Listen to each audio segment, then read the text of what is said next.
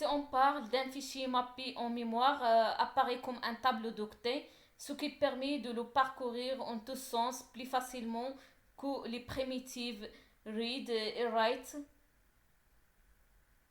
Donc les primitives mmap et mumap permettent respectivement de projeter un fichier en mémoire centrale et de libérer cette projection.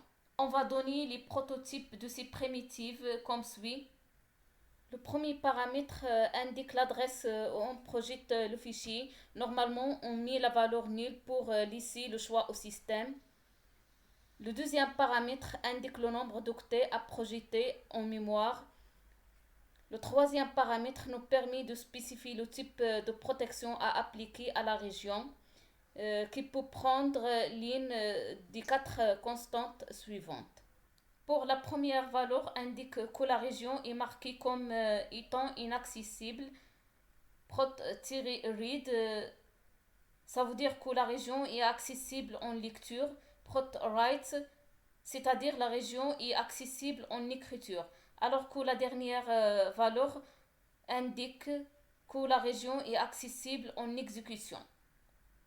Pour ce paramètre, indique le descripteur du fichier. Offset permet de définir la position dans une zone mémoire. Flax permet de spécifier certaines propriétés affectées à la région. Ce paramètre peut prendre l'une des valeurs suivantes.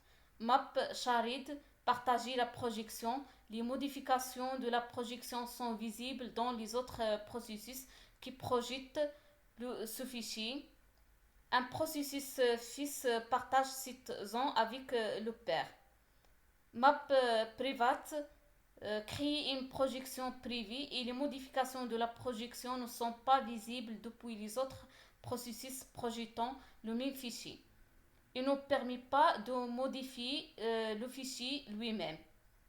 Bien sûr, le processus fils ne partage pas cette zone avec son père. Map fixed, le fichier va se projeter exactement dans l'adresse spécifiée par le premier paramètre du bit si les différents zéros. Le programme suivant nous permet de projeter un fichier en mémoire, c'est-à-dire l'ouverture d'un fichier nommé fiche nom en lecture et en écriture. Puis l'utilisation de la primitive mmap qui permet de projeter ce fichier en mémoire centrale. Pour le premier paramètre, on met la valeur nulle pour laisser le choix au système.